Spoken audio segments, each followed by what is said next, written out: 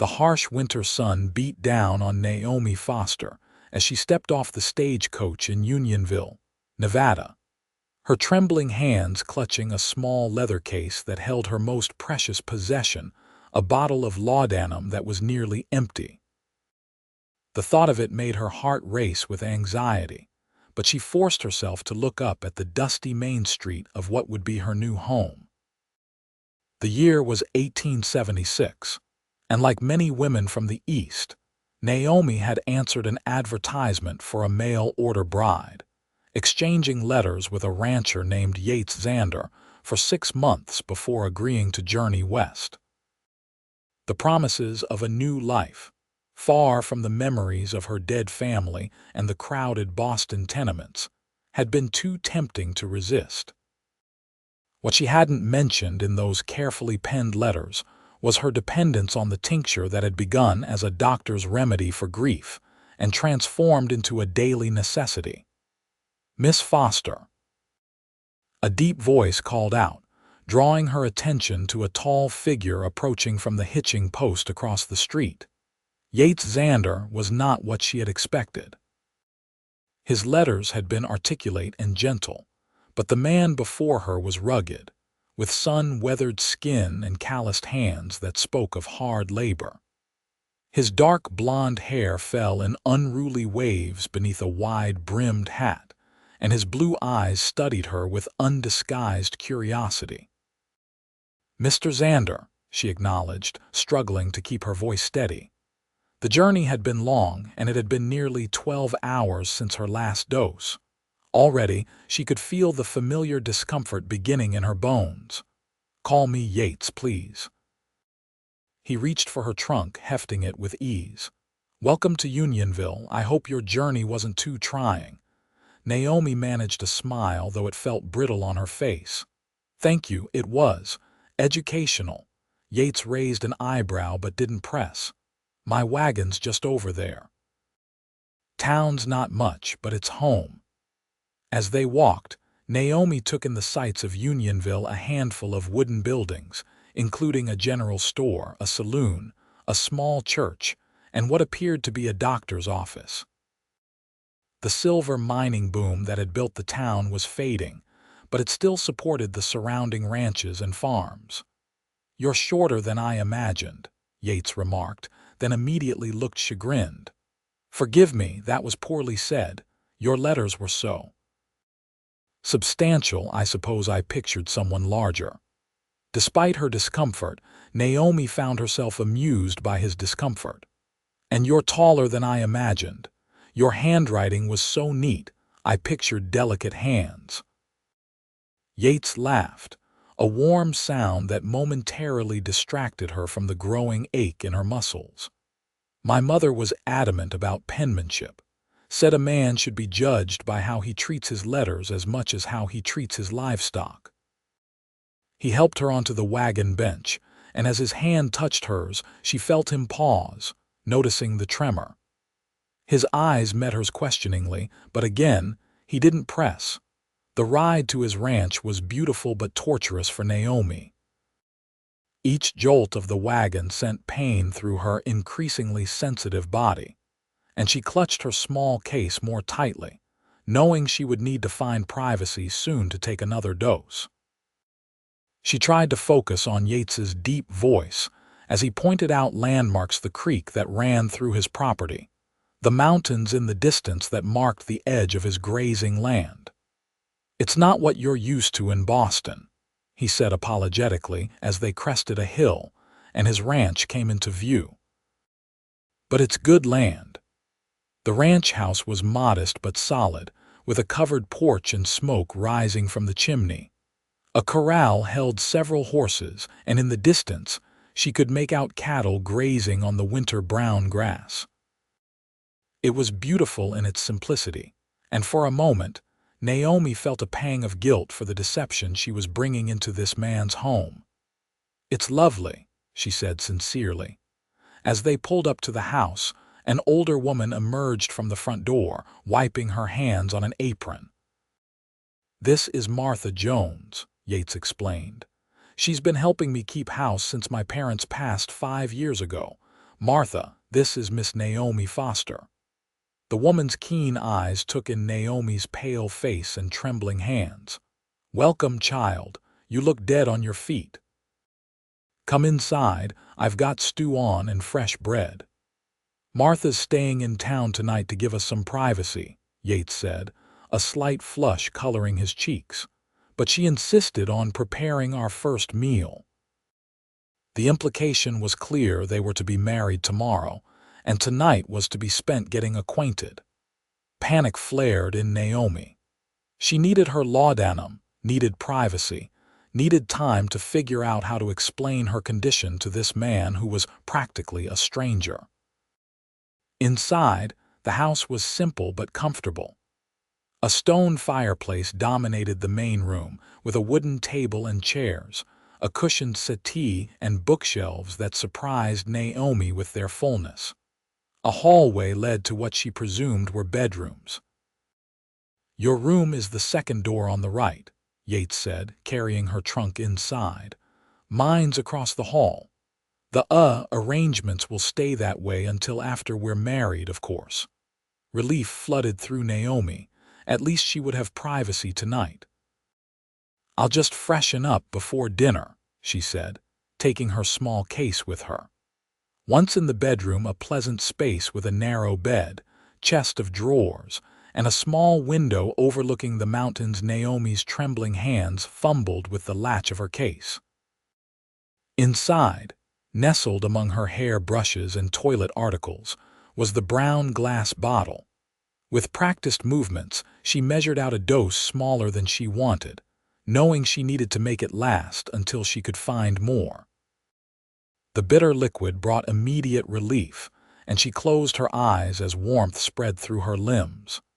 The pain receded, and the trembling in her hands subsided. She could get through dinner now, could face Yates and Martha without revealing her shameful secret. She didn't see the concerned look Martha gave Yates as they ate, noting Naomi's suddenly improved color and the glassy brightness of her eyes.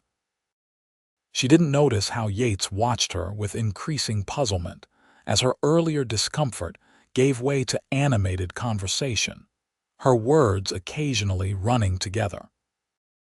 After Martha left, promising to return the following day to help prepare for the small wedding ceremony, Naomi and Yates sat before the fire, the awkwardness between them palpable.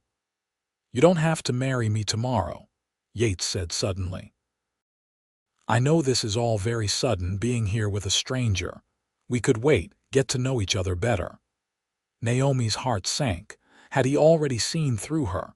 "Do you wish to cancel our arrangement?" "No," he said quickly. "No, that's not what I meant. I want you to be comfortable. Happy."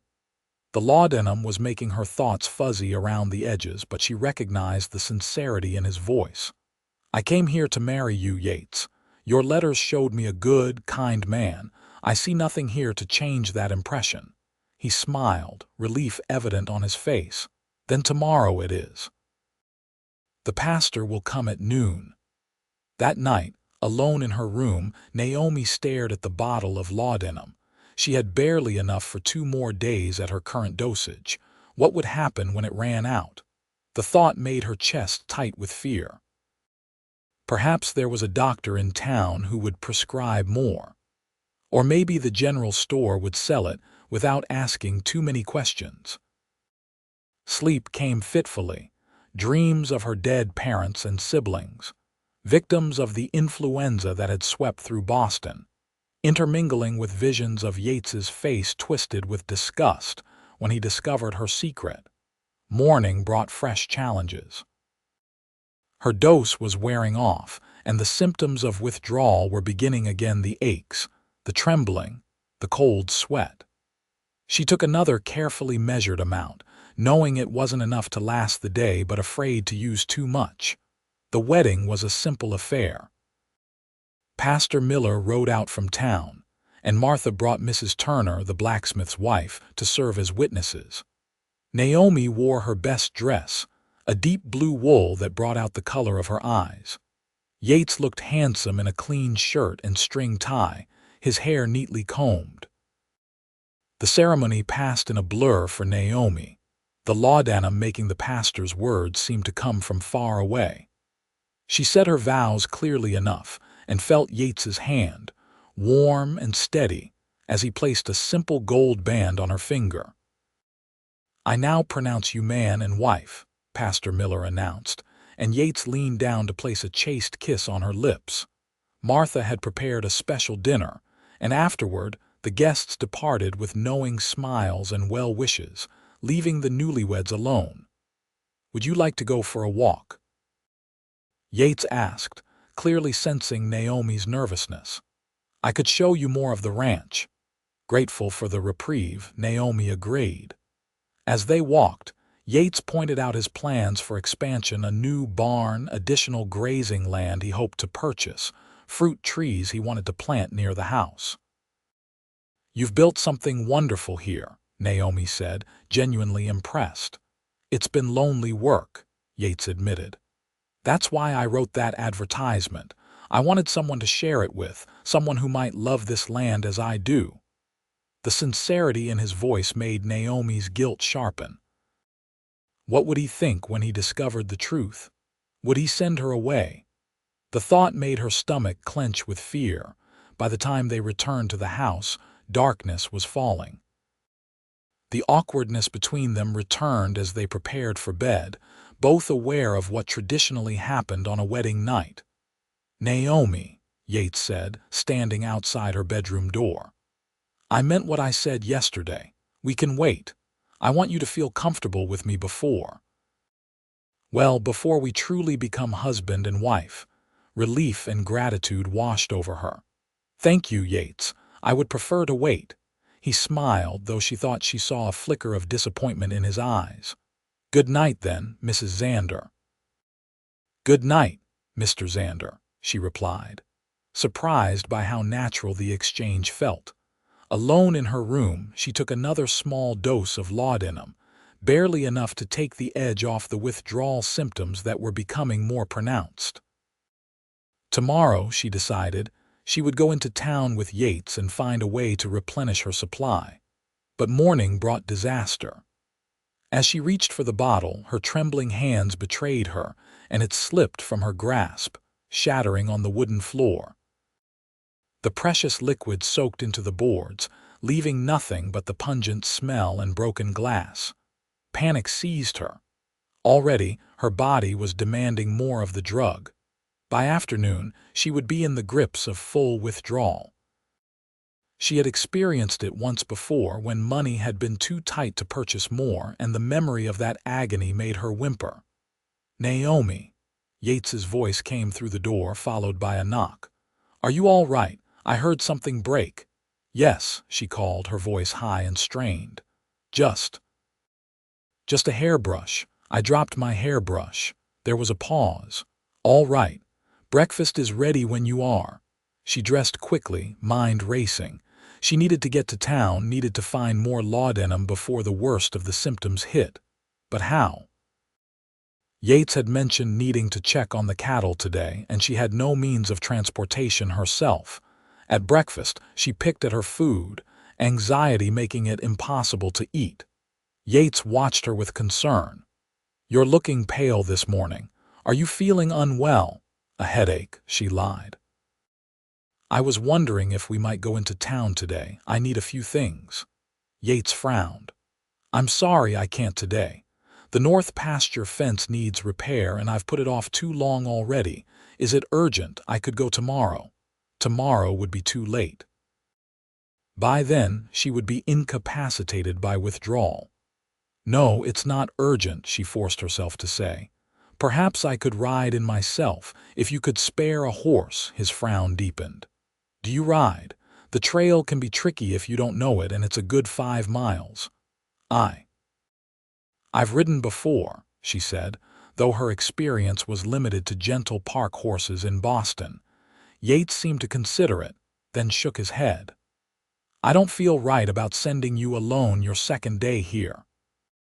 Why don't I make a list of what you need and I can ask Jacob Miller, the pastor's son, to bring it out?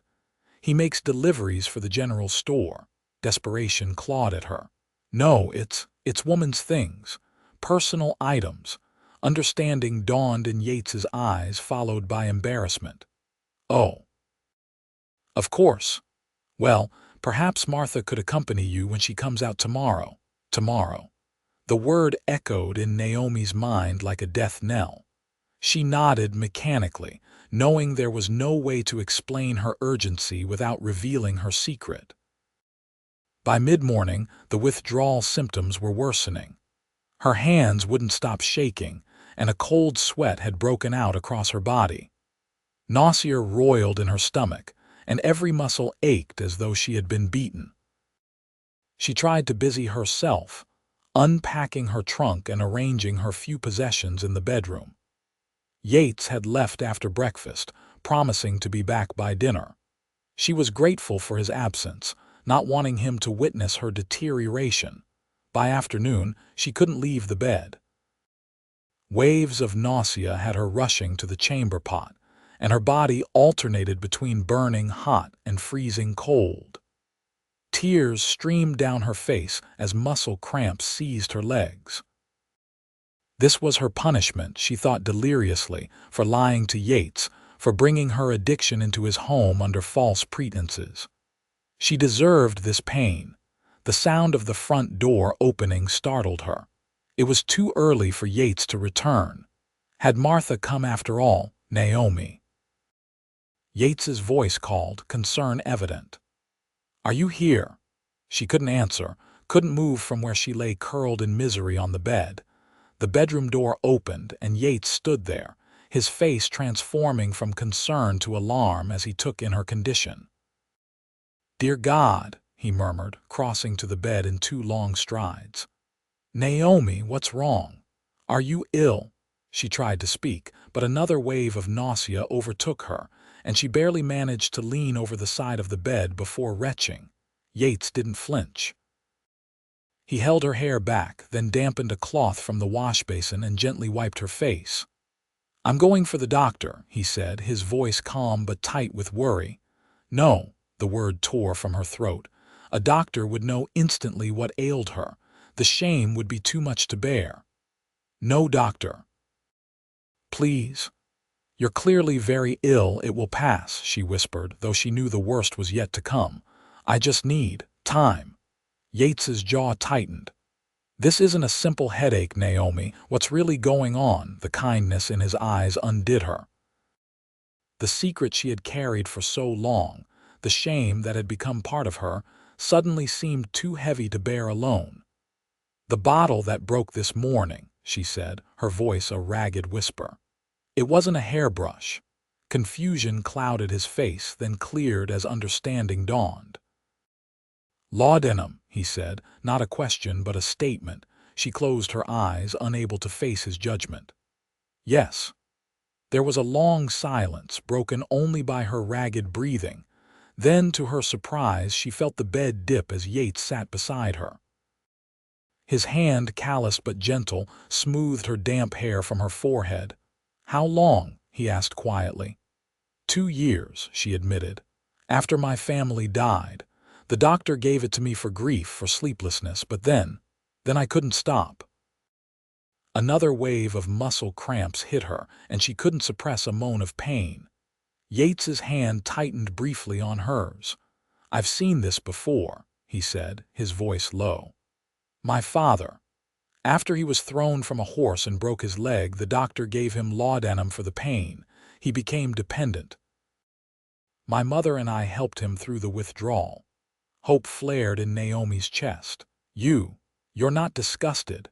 Yates's eyes met hers, serious but without condemnation. "I'm concerned, not disgusted. You should have told me, Naomi. This isn't something you should face alone." Tears filled her eyes, these not from physical pain but from relief.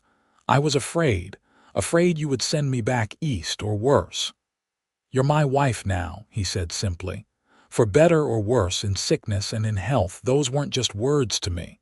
A sob escaped her. "I'm sorry. I've brought this into your home, your life, SHH," he soothed. "What's done is done. Now we focus on getting you well." He stood. "I'm going to make you some willow bark tea. It helped my father with the pain, and I'll prepare a bath. The warm water might ease your muscle cramps." As he turned to leave, Naomi caught his hand. "Why are you helping me? You barely know me." Yates looked down at her, his expression softening. "I know enough. I know you're brave enough to travel across the country to marry a stranger. I know you write beautiful letters full of intelligence and heart. And I know that whatever drove you to the Laudanum, it doesn't define you." With that, he left, and Naomi was left wondering how she had found such understanding in this man she barely knew. The next few days passed in a blur of agony for Naomi. The withdrawal symptoms intensified: violent tremors, hallucinations that had her crying out in terror, sweating so profuse that the bedsheets had to be changed multiple times a day. Through it all, Yates was there. He bathed her forehead with cool cloths when fever raged, held her hand through the worst of the muscle cramps, and spoke soothingly when nightmares plagued her. He managed to postpone Martha's visit with a message about Naomi being indisposed, giving them privacy through the worst of it. On the third day, when the physical symptoms began to abate slightly, leaving exhaustion and emotional rawness in their wake, Naomi found the courage to ask the question that had been haunting her. "Why didn't you go for the doctor, despite what I said? He could have given you more laudanum to ease me through this." Yates, who had been reading aloud to her from one of his books, marked his place and set it aside. "Because that's not what you need. My father tried that approach first, tapering off slowly. But he kept finding reasons to increase the dose again. In the end, stopping completely was the only way." "It's been unbearable," Naomi admitted. "I know, and you've been incredibly strong." He hesitated, then asked, "Will you tell me how it started? You mentioned your family." Naomi closed her eyes, the memories still painful despite the time that had passed. "Influenza. It took my parents and my 3 younger siblings in the span of 2 weeks. I was the only one who survived." Her voice caught. "The doctor said it was a miracle I didn't succumb as well, but sometimes I wished I had." Yates took her hand, his thumb tracing gentle circles on her palm. "I'm sorry, Naomi, that's a terrible loss. The laudanum helped with the grief, with the guilt of surviving. And then it became everything. I spent every penny I had on it, took in sewing day and night to pay for more, when I saw your advertisement." She trailed off, ashamed. "You saw a way out," Yates finished for her. "A new beginning." "Yes. I thought I could bring enough with me to wean myself off gradually once I was settled. I never meant to deceive you this way." "Life rarely goes according to plan," Yates said, a small smile touching his lips. "When my parents died, I never planned to advertise for a mail-order bride. But loneliness has its own way of changing our paths." "Do you regret it now?" she asked, fearful of the answer. Yates considered her question seriously. "No," he said finally. "I regret that you're suffering, but I don't regret that you're here. There's strength in you, Naomi. I saw it in your letters, and I see it now as you fight through this." His words warmed something in her that had been cold for a very long time. "Thank you for not sending me away. This is your home now," he said simply. "Rest. I'll be here when you wake." And he was, through the nightmares that followed, through the days when the physical symptoms eased but emotional volatility took their place. He was there when she raged at him, bitter words spilling out that she didn't mean, and he was there when she collapsed in tears afterward, apologizing brokenly. "It's not you speaking," he would say. "It's the withdrawal. I know the difference." A week after her laudanum bottle had shattered, Naomi awoke feeling different.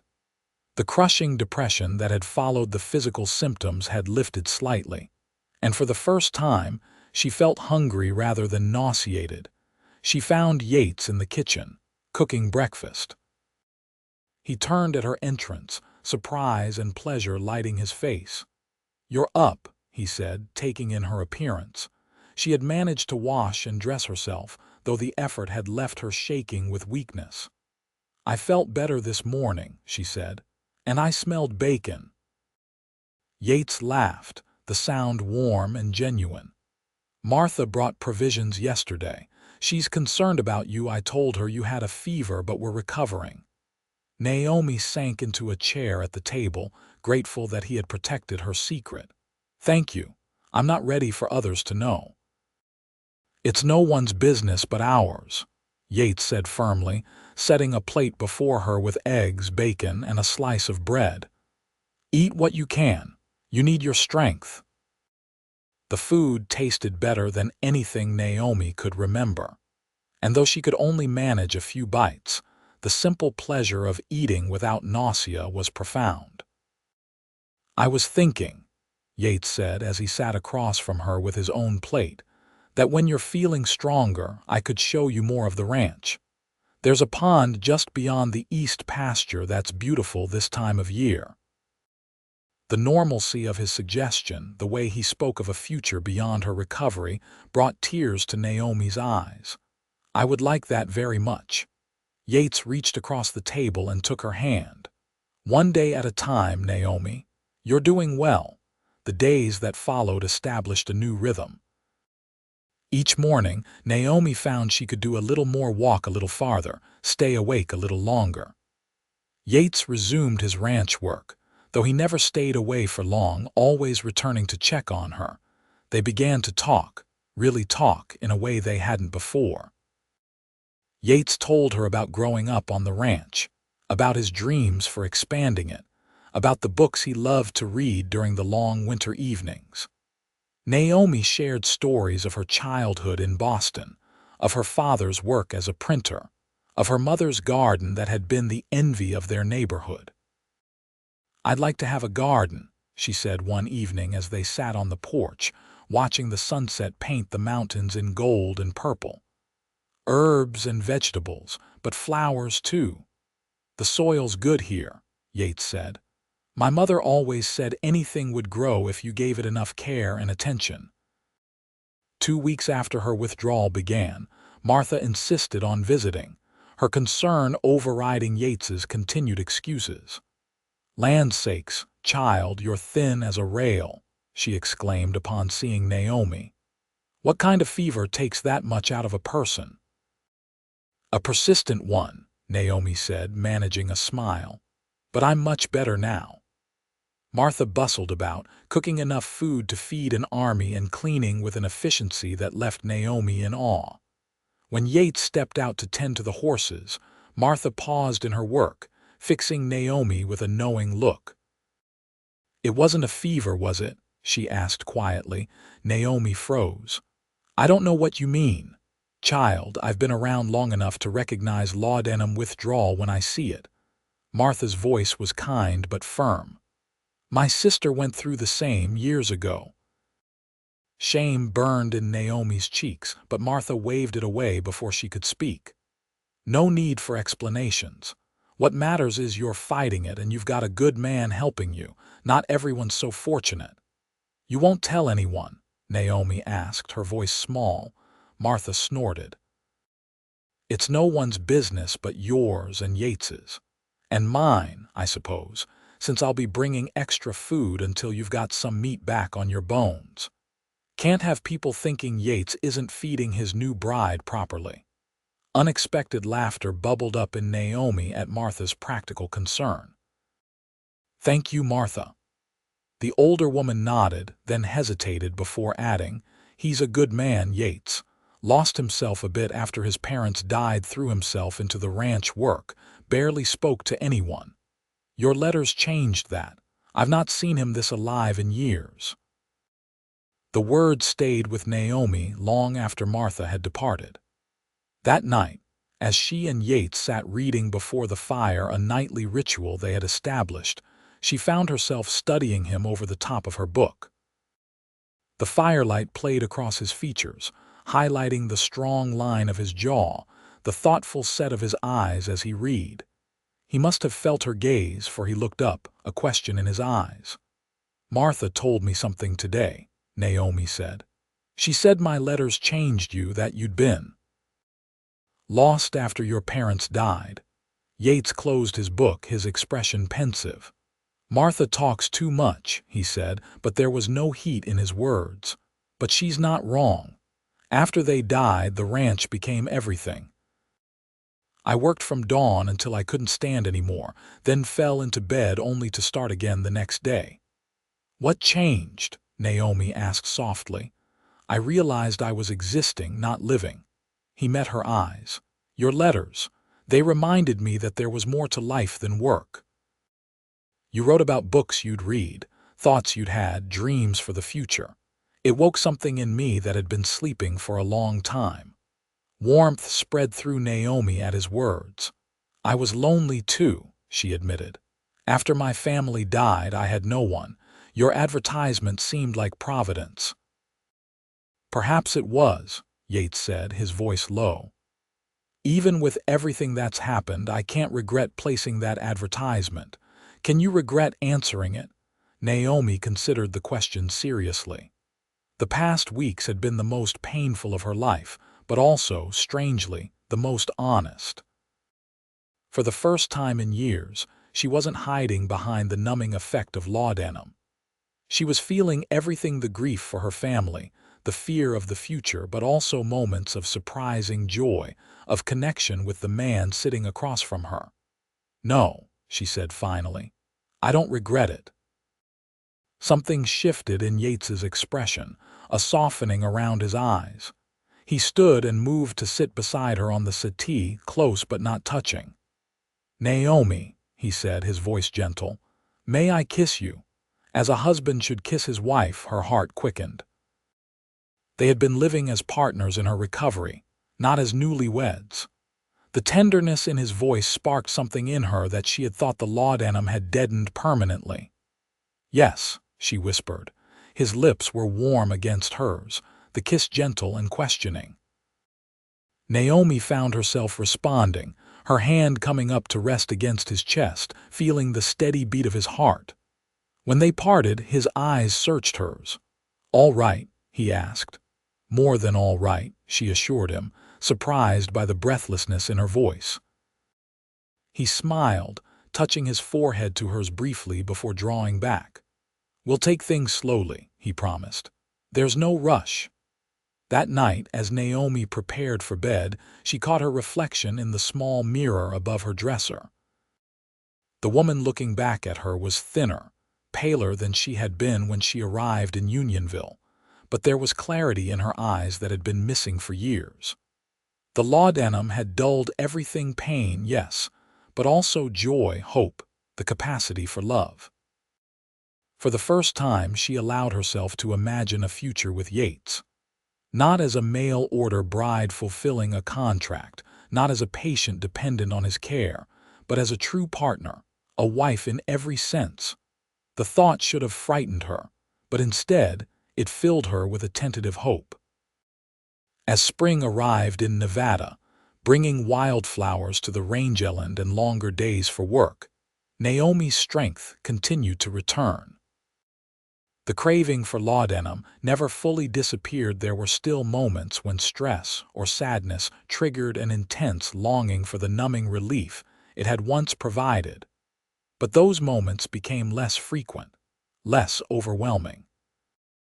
Yates kept his promise to show her the pond beyond the east pasture, and Naomi found it as beautiful as he had described: a clear body of water surrounded by cottonwoods, with mountains reflected on its surface. I used to come here as a boy, Yates said as they sat on a fallen log, watching birds skim over the water, when my father was hard to please or when I needed time to think. It's peaceful, Naomi agreed. Thank you for sharing it with me. Yates took her hand, a gesture that had become natural between them. I want to share everything with you, Naomi. The good and the bad, the beautiful and the difficult. She looked at their joined hands, his large and work roughened, her still slightly thin but no longer trembling. I want that too. The kiss they shared beside the pond was different from the tentative one before the fire weeks earlier. This one held promise, a deepening connection that made Naomi's heart race for reasons that had nothing to do with withdrawal symptoms. That night when they returned to the ranch house, something had changed between them. The careful distance Yates had maintained, his separate bedroom across the hall, suddenly seemed an artificial barrier. "Yates," Naomi said as they prepared to part for the night. "I don't want to sleep alone tonight." His eyes widened slightly, but he didn't misunderstand her meaning. "Are you certain?" "There's no hurry, Naomi." "I'm certain," she said, finding courage in the tenderness of his gaze. "We're husband and wife. I want to be with you in every way." He cupped her face in his hands, his touch reverent. "I've wanted that since the moment I saw you step off that stagecoach, but I needed you to be sure to be well." "I am," she whispered. "Not completely, not yet, but well enough to know my own heart." That night, in the darkness of Yates's bedroom, their bedroom, now Naomi discovered that the laudanum had not stolen her capacity for passion after all. Yates's touch was gentle but sure, his patience allowing her to overcome her initial nervousness. Together, they found a rhythm that spoke of trust newly formed but already deep, of desire held in check but finally free to express itself. Afterward, lying in his arms with her head on his chest, listening to the steady beat of his heart, Naomi felt a peace she had thought lost forever. "What are you thinking?" Yates murmured, his fingers tracing patterns on her bare shoulder. "That I came here looking for escape," she answered honestly. "But I found something else entirely." "And what did you find?" he asked, his voice low in the darkness. "Home," she said simply. "I found home." The weeks that followed were a time of learning each other's bodies, yes, but also learning how to be partners in the daily running of the ranch. Naomi proved to have a talent for numbers, taking over the account books from Yates and finding ways to improve their efficiency. She started her garden, spending hours coaxing tender shoots from the Nevada soil. There were difficult days still. Days when the craving for laudanum returned with crushing intensity, when memories of her family's deaths overwhelmed her, when the challenges of ranch life seemed too great. On one such day, after a spring storm had washed out part of the fencing and caused a dozen cattle to wander off, Naomi found herself standing in the general store in Unionville, staring at a shelf that held familiar brown bottles of laudanum. It would be so easy, she thought. One bottle, a single dose to take the edge off the stress, the worry, the exhaustion of the past days. No one would know. "Can I help you find something, Mrs. Xander?" the shopkeeper asked, pulling her from her reverie. Naomi looked at the bottles a moment longer, then turned away. "No, thank you. I've changed my mind." She left the store empty-handed but with a strange sense of victory. The craving hadn't disappeared, but she had faced it and chosen differently. When she told Yates about it that night, his pride in her was evident in every line of his face. "You're the strongest person I know," he told her, drawing her into his arms. "And I fall more in love with you every day." It was the first time he had spoken of love, though his actions had demonstrated it countless times. Naomi felt something bloom in her chest, warm and bright. "I love you too," she said, realizing as the words left her lips that they were entirely true. Not gratitude for his care, not dependency born of her vulnerability, but love complex, challenging, beautiful love. Summer came to Nevada, hot and dry. The garden flourished under Naomi's care, providing vegetables for their table and flowers for the house. Yates's cattle thrived, and he spoke of expanding their herd the following year. In July, Martha organized a belated wedding celebration at the church in Unionville, insisting that the community should properly welcome Naomi. Dressed in her blue wool dress, now altered to fit her healthier frame, Naomi stood beside Yates as neighbors brought food and gifts, offering congratulations and welcome. "You've been good for him, Mrs." Turner, the blacksmith's wife, told Naomi as they watched Yates laughing with some of the other ranchers.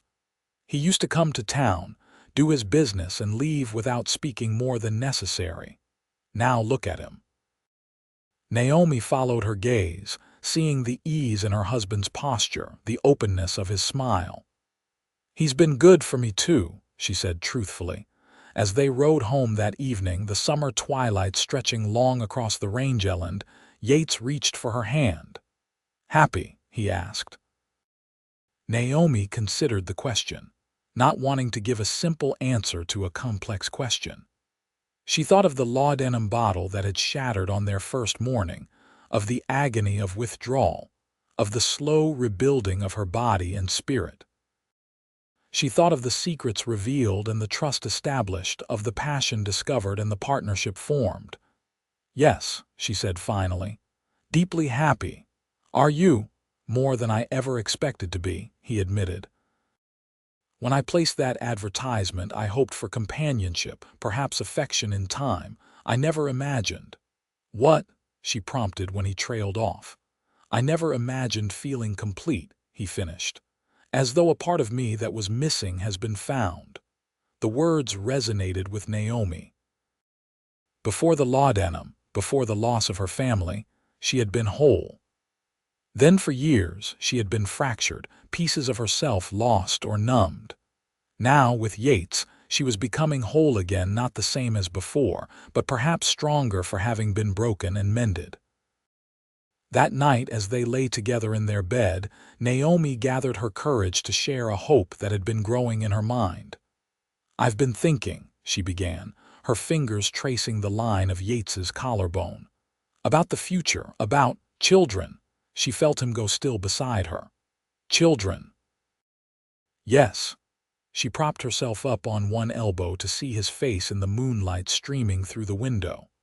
"Not right away. I want to be certain the laudanum is entirely behind me first. But someday, I'd like to have a family with you." Yates's expression transformed, hope and joy illuminating his features. "I'd like that too," he said, his voice rough with emotion. "Very much." As autumn painted the Nevada landscape in gold and amber, bringing cooler nights and the promise of winter to come, Naomi found herself standing before the small crosses in the far corner of the ranch property, the graves of Yates's parents. She had brought wildflowers, the last blooms from her garden. "I wish I could have known them," she said as Yates stood beside her. "From everything you've told me, they were remarkable people." "They would have loved you," Yates said, his arm around her shoulders. "Especially once they saw how happy you've made me." Naomi leaned into him, drawing strength from his solid presence. "I've been thinking about my family too, about how to honor their memory without letting grief consume me again." "What have you decided?" Yates asked. "I'd like to write their stories down," she said, "so that when we have children someday, they'll know about their grandparents and aunts and uncles, even though they never met them." Yates kissed her temple. "I think that's a beautiful idea." That evening, as the first snowflakes of the season drifted past the windows, Naomi sat at the kitchen table with paper and pen, beginning the task of recording her family's history. Yates sat across from her, working on his own project plans for expanding the house in the spring, adding rooms for the family they hoped to have. The craving for laudanum still came occasionally, a ghost that haunted the edges of difficult days, but it no longer held power over her. She had found stronger medicine in the life she was building with Yates in honest work, in genuine connection, in love freely given and received. As she wrote about her father's booming laugh and her mother's skill with a needle, about her brother's mischief and her sister's songs, Naomi felt not the crushing grief that had once driven her to the brown bottle, but a bittersweet gratitude for having known them, for carrying their memory forward. "Naomi," Yates said, looking up from his plans, "what do you think about adding a proper library? A room just for books and reading together in the evenings? The thoughtfulness of the suggestion, so attuned to her love of literature, warmed her. "I think it's perfect." Later, as they lay in bed with the snow falling more heavily outside, Yates's arms around her and his heartbeat steady beneath her ear, Naomi reflected on the journey that had brought her here. From a grief-stricken young woman seeking escape through Laudanum, to a mail-order bride traveling west with secrets and fear, to this moment of profound peace in the arms of a man who had seen her at her worst and loved her anyway. "What are you thinking?" Yates asked, echoing a question that had become familiar between them. "That sometimes the hardest journeys lead to the most beautiful destinations," she answered. Yates tightened his arms around her. "And sometimes the most unlikely beginnings lead to the most perfect endings." "Not endings," Naomi corrected gently. "Beginnings."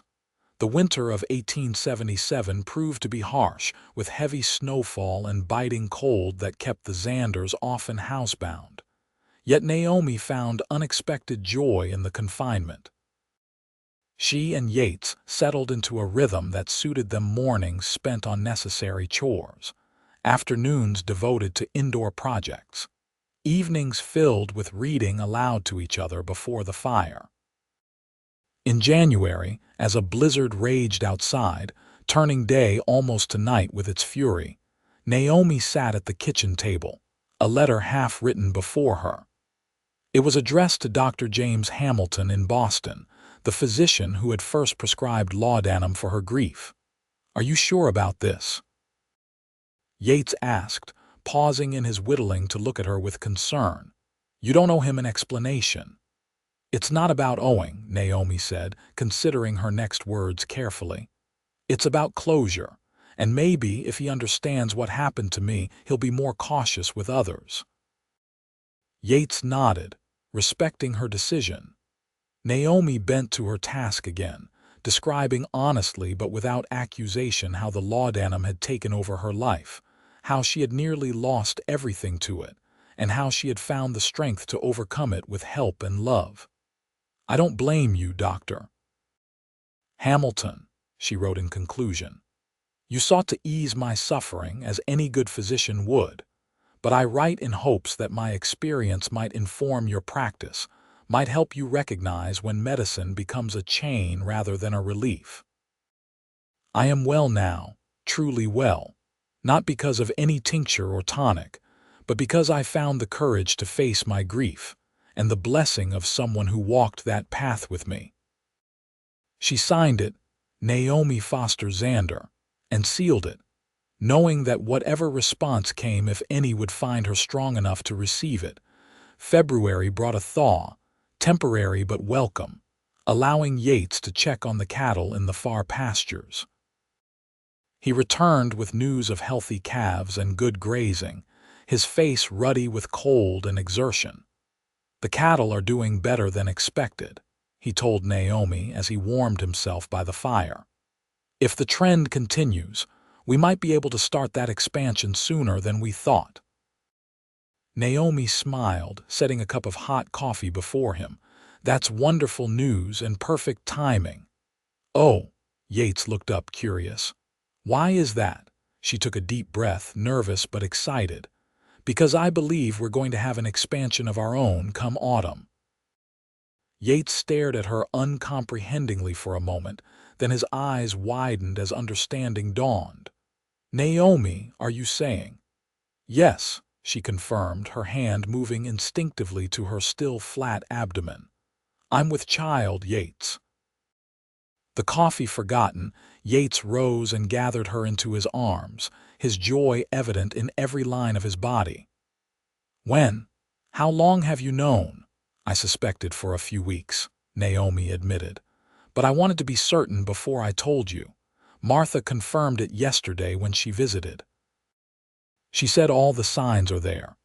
Yates pulled back to look at her, his expression suddenly serious. "And you're feeling well? No ill effects?" Naomi understood his concern. The laudanum had weakened her body, and though she had regained her strength over the past months, pregnancy would be a new challenge. "I'm tired and a bit nauseated in the mornings," she said honestly. "But Martha says that's normal. She believes I'll have no unusual difficulties." Relief washed over his face, followed quickly by renewed joy. "A baby," he said, wonder in his voice. "Our baby."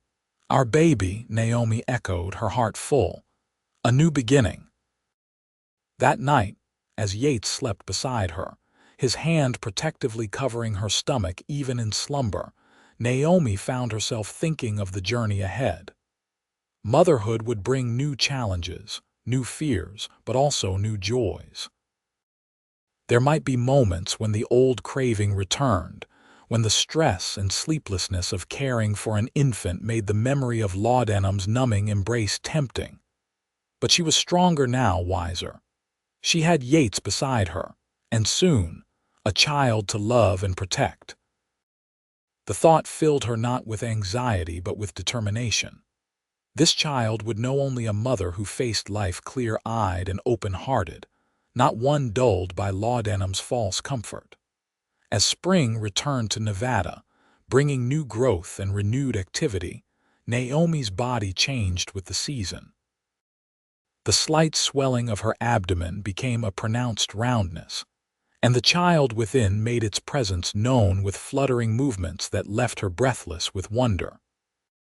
Yates became both more protective and more demonstrative, insisting she rest frequently but also unable to keep from touching her, his hands drawn to the evidence of their child's growth as a flower turns to the sun. "Have you thought about names?" he asked one evening as they sat on the porch watching the sunset. "If it's a boy, I thought perhaps William, after your father," Naomi suggested. "And if it's a girl, maybe Catherine, after my mother." Yates's eyes softened at the suggestion. "William Xander or Catherine Xander. Both sound right to me." The house expansion began in earnest as the weather warmed, with Yates and 2 hired hands from town adding a nursery adjacent to their bedroom and the promised library across the hall. Naomi supervised the work from a comfortable chair, her sewing or a book in her lap, offering suggestions that Yates invariably took seriously. "You have a good eye for these things," he told her when she suggested larger windows in the library to catch the morning light. "Better than mine." In June, as her pregnancy advanced, Naomi received a response to the letter she had sent Dr. Hamilton months earlier. She recognized his handwriting on the envelope and felt a momentary trepidation, but when she opened it, the words inside brought unexpected peace. "Dear Mrs. Xander," the doctor wrote, "your letter arrived at a most providential time. I had been becoming increasingly concerned about the reliance many of my patients were developing on laudanum and similar preparations. Your candid account of your experience has strengthened my resolve to seek alternative treatments wherever possible, and to monitor more closely those for whom such medicines are necessary. I thank you for your courage in writing, and I am deeply gratified to hear of your recovery and happiness. Your child is fortunate indeed to have a mother of such strength and honesty." Naomi showed the letter to Yates that evening.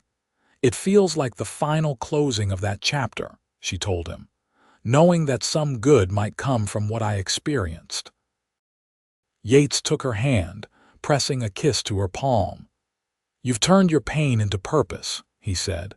"That takes remarkable courage." As summer reached its height, bringing dry heat that shimmered over the rangeland, Naomi found herself increasingly confined to the house. Her advanced pregnancy made the heat difficult to bear, and Yates insisted she rest during the hottest parts of the day. It was during one such afternoon, as she dozed in their bedroom with the windows open to catch any breeze, that Naomi was awakened by a sharp pain. She sat up, alarmed, just as another contraction gripped her. "Yates," she called, but he was out checking the cattle. Martha, who had taken to visiting daily as Naomi's time approached, was in town today. Naomi moved carefully to the kitchen, intending to send one of the ranch hands for help, but as she reached the doorway, her waters broke, soaking her skirt and the floor beneath her. Another contraction, stronger than before, made her grasp the doorframe for support. This was happening now, whether she was ready or not. With determination born of necessity, Naomi gathered clean sheets and towels, placing them on the bed. She changed into a fresh nightgown and positioned herself as comfortably as she could, remembering Martha's instructions for when the time came. The contractions increased in frequency and intensity, sweat beading on her forehead as she worked with her body's demands. Just as she began to fear she would have to face this alone, she heard the front door open and Yates's voice calling her name. "In here," she managed between contractions. "The baby's coming." Yates appeared in the doorway, his face draining of color as he took in the scene. "Now." "But Martha—" "No time," Naomi gasped as another contraction seized her. "You'll have to help me." To his credit, Yates didn't panic. He washed his hands thoroughly, then positioned himself where Martha had instructed him during their discussions about the birth. His face was a mixture of terror and determination as he followed Naomi's directions. "I can see the head," he said, wonder breaking through his fear. "Naomi, I can see our child." The pain was beyond anything she had experienced, even during the worst of the Laudanum withdrawal, but it was different, purposeful, productive pain that brought something precious closer with each wave. "Push now," Yates encouraged her. "You're doing so well, my brave Naomi." With a final, tremendous effort, Naomi felt the baby slip from her body into Yates's waiting hands. There was a moment of terrible silence, then a lusty cry filled the room. "A boy," Yates said, his voice thick with emotion. "We have a son, Naomi, a perfect, healthy son." Tears streamed down Naomi's face as Yates placed the squalling infant on her chest. "William," she whispered, touching his tiny face with a trembling finger. "Hello, William." Martha arrived an hour later, summoned by one of the ranch hands who had returned to find the new family. She took charge immediately, checking both mother and baby with professional efficiency. "You did well," she told them both. "Though I'd have preferred to be here myself. First babies don't usually come so quick." "He's impatient like his father," Naomi said, smiling at Yates, who hadn't left her side since the birth. "Strong like his mother," Yates countered, his eyes never leaving their son's face. That night, as William slept in the cradle Yates had crafted for him, Naomi lay in their bed, exhausted but filled with a contentment that seemed to reach to her very soul. "I never imagined this," she confessed to Yates, who sat beside her, unwilling to be separated from her or the baby even in sleep. "When I stepped off that stagecoach in Unionville, so frightened and sick, I never dared hope for this kind of happiness." Yates took her hand, his expression solemn. "When I saw you that day, something in me knew. Even before I understood about the Laudanum, before I knew what we would face together, something in me recognized you as the other half of my heart." The words, so unlike Yates's usual practical manner, brought fresh tears to Naomi's eyes. "I love you," she said simply, "more than I have words to express." "Then don't use words," Yates said, bending to kiss her gently. "Just know that I feel the same." As autumn returned to Nevada, painting the landscape in golds and ambers once more, William thrived. He grew from a tiny, red-faced infant to a sturdy baby with his father's blue eyes, and a shock of dark hair that Martha insisted came from Naomi's side. The library was completed, filled with books ordered from as far away as San Francisco, and became a favorite gathering place for the family in the evenings. Yates would read aloud while Naomi nursed William, the three of them creating a tableau of domestic contentment that would have seemed impossible to Naomi a year and a half earlier. On a crisp October day, as the first anniversary of her arrival in Unionville approached, Naomi walked with William to the pond beyond the east pasture. Yates was repairing fencing nearby and had promised to join them for a picnic lunch. Sitting on the fallen log where she and Yates had shared that meaningful kiss many months before, Naomi watched the wind ripple the pond's surface, creating patterns of light and shadow. William, secure in her arms, watched the movement with wide-eyed fascination. "Your father brought me here when I was getting well," she told him, knowing he couldn't understand but feeling the importance of sharing the story. "It was the beginning of our love, though neither of us quite realized it then." "I realized it," Yates said, approaching from behind them. "I just wasn't sure you were ready to hear it." He settled beside them on the log, one arm around Naomi and the other hand gently stroking William's cheek. The baby cooed in response, recognizing his father's touch. "Hard to believe it's been almost a year," Naomi said, leaning into Yates's embrace. "So much has changed." "For the better?" Yates asked, though his tone suggested he knew the answer. "For the better," Naomi confirmed, "though the journey wasn't easy." Yates was quiet for a moment, his gaze on the pond. "I've been thinking," he said finally, "about what you said once about turning pain into purpose." "Oh," Naomi shifted William to her other arm, curious. "There are others like you," Yates continued. "People struggling with laudanum, with alcohol, people without someone to help them through it." Understanding dawned in Naomi's mind. "You're thinking of helping them." "We could," Yates said, looking at her directly now. "Not right away. William's still so young and the ranch needs attention. But someday, perhaps we could open our home, offer the same kind of support I was able to give you." The idea resonated with something deep in Naomi's heart. "A refuge," she said softly, "a place of healing." "Exactly." Yates seemed relieved by her understanding. "It wouldn't be easy, but I think it would be worthwhile." Naomi considered the proposal, imagining their home filled with people seeking what she had found: freedom from addiction, yes, but also hope, connection, a chance to rebuild a life that seemed broken beyond repair. "I think it's a wonderful idea," she said finally. "A way to make meaning from what we've experienced, and a lesson for William, too, about compassion and second chances." Yates smiled, the expression lighting his entire face. "That's what I hoped you'd say." They stayed by the pond for their picnic, spreading a blanket on the ground and sharing the bread, cheese, and apples Naomi had brought. William dozed between them, his small face peaceful in sleep. As the afternoon light began to fade, turning golden as it filtered through the cottonwood leaves, Naomi found herself overwhelmed with gratitude. For Yates, whose love had never wavered even in the darkest moments of her withdrawal.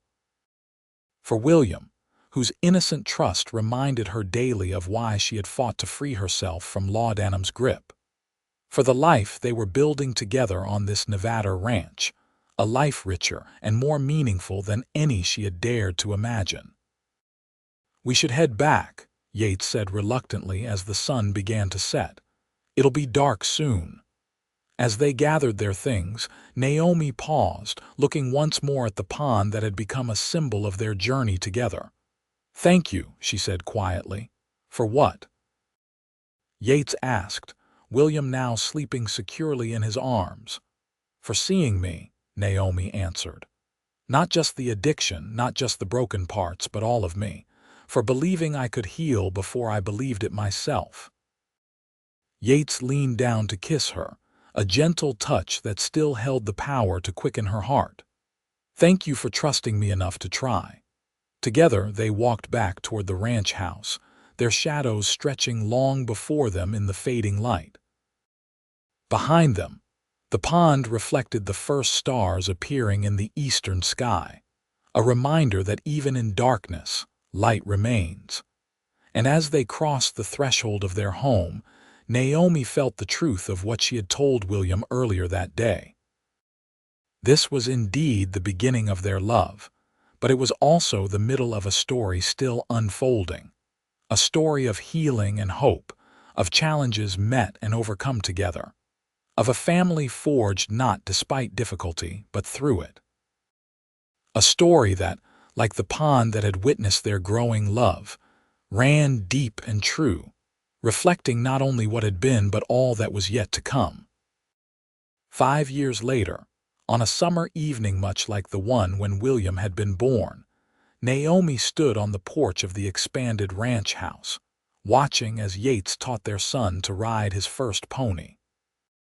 The little boy, now sturdy and confident at 5 years old, sat proud in the saddle, his father's hand steady on the reins beside him. Behind her in the house, 3-year-old Catherine played with her wooden blocks, occasionally calling for her mother to admire her creations. And in the cradle nearby, 2-month-old James slept peacefully, untroubled by the summer heat. The ranch had prospered under Yates's careful management and Naomi's practical bookkeeping. The herd had expanded, the house had grown to accommodate their increasing family, and the garden Naomi had first planted now flourished with vegetables, herbs, and flowers. But the most significant expansion had been the addition built the previous year, a separate structure behind the main house with 4 bedrooms and a common area, designed specifically for the refuge Yates had proposed by the pond. Their first guest had arrived 6 months ago, a young man from Sacramento whose dependence on laudanum had begun, like Naomi's, as a doctor's treatment for pain. Under Yates and Naomi's guidance, he had weathered the brutal withdrawal and was now helping with the ranch work, finding healing in physical labor and honest conversation. The second guest, a woman whose reliance on alcohol had cost her children and home, had arrived just before James's birth. She was still in the difficult early stages of recovery, but Naomi saw in her the same determination that had carried her through her own darkest days. It wasn't easy, balancing the needs of their growing family with the demands of the ranch and the emotional intensity of supporting others through addiction recovery. There were days when Naomi felt stretched too thin, when the memories of her own struggle with laudanum seemed too raw to share, when the responsibility of it all threatened to overwhelm her. But in those moments, she would look at Yates, still the solid, steady presence he had been from the beginning, and find strength in his unwavering belief in their purpose. Or she would hold one of their children, seeing in their innocent faces the future they were helping to build, not just for their own family but for others who had lost their way. "Mama, look at me," William called, drawing her attention back to the present. He was trotting the pony in a small circle, Yates still close beside him but allowing him more independence. "I see you, my brave boy," Naomi called back, her heart swelling with pride and love. As the sun began to set, painting the Nevada sky in shades of orange and purple, Yates lifted William from the pony and led the animal back to the small stable. The boy ran ahead toward the house, eager to tell his sister about his adventure. Yates joined Naomi on the porch, slipping an arm around her waist and pressing a kiss to her temple. "He's a natural," he said, pride evident in his voice. "Just like his mother." Naomi laughed. "I hardly think my riding skills are anything to boast about." "I wasn't talking about riding," Yates corrected gently. "I was talking about courage, about facing fear and overcoming it." The compliment warmed her, as his words always did. "I had a good teacher in that regard," she said, leaning into his embrace. From inside the house came the sounds of their children, William's excited chatter, Catherine's delighted response, James beginning to stir in his cradle. And from the separate building behind them, the quiet conversation of their 2 guests, sharing their stories as the day drew to a close. All of it, the ranch, the children, the refuge they had created, had grown from the most unlikely beginning. A desperate woman addicted to laudanum and a lonely rancher who had taken a chance on a mail-order bride. You ever think about how differently things might have turned out? Naomi asked, voicing a thought that occasionally crossed her mind. If my laudanum bottle hadn't broken that morning, if I had managed to hide my addiction from you. Yates considered the question seriously, as he did all matters. I think about it sometimes, he admitted. But then I remember something my father used to say. The truth has a way of coming to light, especially between people who are meant to find each other. You believe that? Naomi asked. That we were meant to find each other? Yates turned to face her fully, his blue eyes reflecting the sunset glow. I do, he said simply. How else do you explain a Boston woman with a laudanum addiction and a Nevada rancher with a father who experienced the same, finding each other through a mail-order bride advertisement?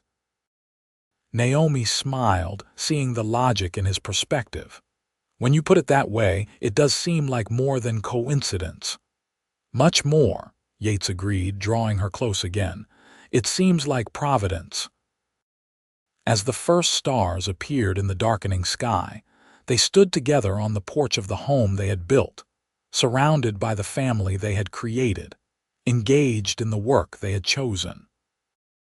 The journey had not been easy, and there would be challenges ahead, but they would face them as they had faced every obstacle since that fateful day when a trembling woman with a secret had stepped off a stagecoach in Unionville. Together, with truth between them, with love as their foundation, and with the conviction that even the darkest struggles could lead to the brightest beginnings.